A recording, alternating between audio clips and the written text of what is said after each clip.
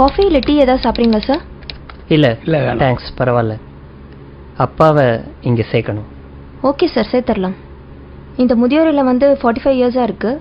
இங்கே already 50 members பக்கம் இருக்காங்க. ஒரு ஃபாதர் மெயின்டைன் பண்ணிட்டு வராரு. ஓகே, ஃபெசிலிட்டிஸ்லாம் எப்படி? ரொம்ப நல்லாயிருக்கும் சார். இது முதியோர் இல்லம் மாதிரியே இருக்காது, உங்கள் வீடு மாதிரி நீங்கள் ஃபீல் பண்ணலாம். ரூம்ஸை பொறுத்த வரைக்கும் ஏசி நான் ஏசி ரெண்டுமே இருக்குது. மீல்ஸ் வெஜ் நான்வெஜ் ரெண்டுமே இருக்குது. ஸோ நீங்கள் எது ப்ரிஃபர் பண்ணுறீங்களோ பண்ணிக்கலாம். ஓகே, அப்போ ஃபார்மை ஃபில்அப் பண்ணிடலாமா? ஷியோர். அப்பா பேர் சார்? சுரேந்திரன். வயசு? 70. அட்ரஸ்? 9 செந்தில் நகர், சாலிகிராமம், சென்னை 93. ரூமில் டிவி வச்சுக்கலாமா சார்? என்னப்பா டிவி வேணுமா? டிவியெல்லாம் வேணாப்பா. நார்மலாக பசங்க டிவி பார்க்குறேன்னு பிடிக்கிறது இல்லை.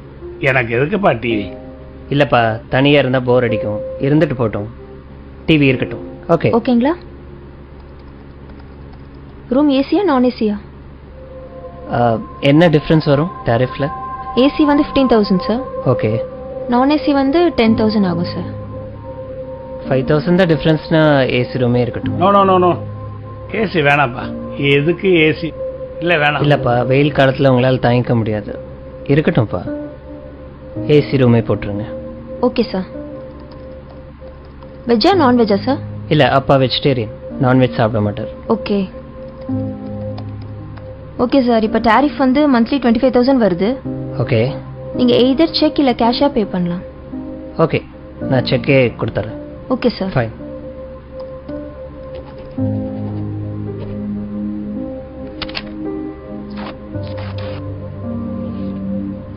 Thank you sir. சரி இருங்கப்பா, காரில் போய் லக்கேஜ் எடுத்துகிட்டு வரேன்.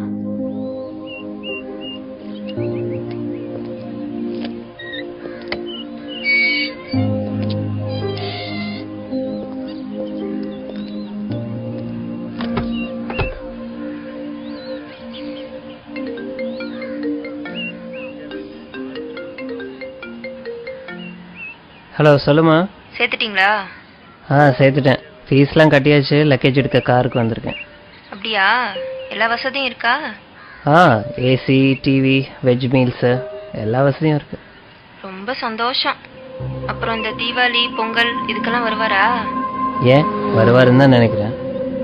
இல்லை, அவருக்கு அங்கேயே நிறைய ஃப்ரெண்ட்ஸ் கிடைச்சிருவாங்க. நம்ம வீட்டில் வேற தீபாவளி பொங்கல் எல்லாத்துக்கும் ஸ்வீட்ஸ் வைப்போம். அவருக்கு வேற சுகரு. நம்ம வீடு வேற ரொம்ப தூரம். எதுக்கு அவரை கஷ்டப்படுத்தணும்னு பார்க்குறேன். சரி, நான் பார்த்துக்கிறேன். சரி, டாக்டர் நம்பரை தந்துருங்க. ஏதாச்சும் அவசரம்னா டாக்டருக்கே கால் பண்ண போன சொல்லுங்க. வை, ஃபாதர் வந்துட்டாரு, நான் அப்புறம் பேசுகிறேன்.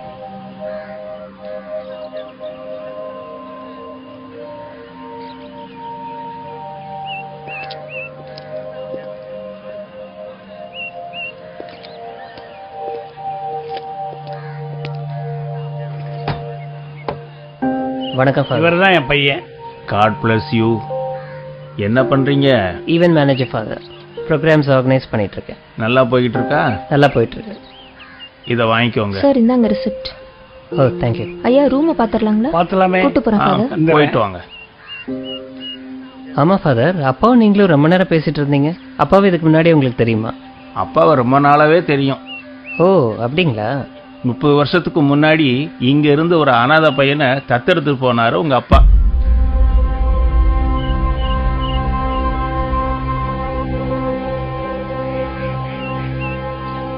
உங்ககிட்ட சொல்ல வேணான்னு சொன்னாரு. இருந்தாலும் மனசு கேட்கல, அதுதான் சொல்லிட்டேன். நீ ஒன்றும் கவலைப்படாத, பத்திரமா போயிட்டு வா. உங்க அப்பாவை நல்லபடியா நாங்க பாத்துக்கிறோம்.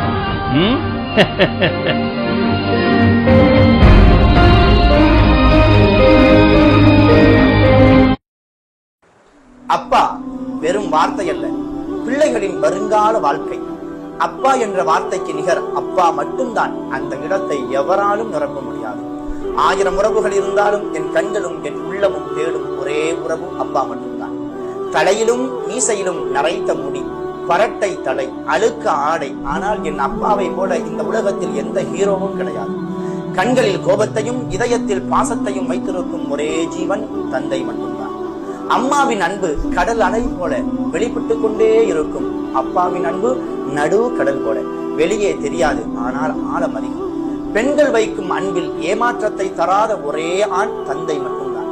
பெண் பிள்ளைகளுக்கு முதல் நண்பனும் சிறந்த நண்பனும் அப்பா மட்டுமே. சுயநலமான இந்த உலகத்தில் சுயநலமற்ற ஒரு உறவு அப்பா மட்டும்தான்.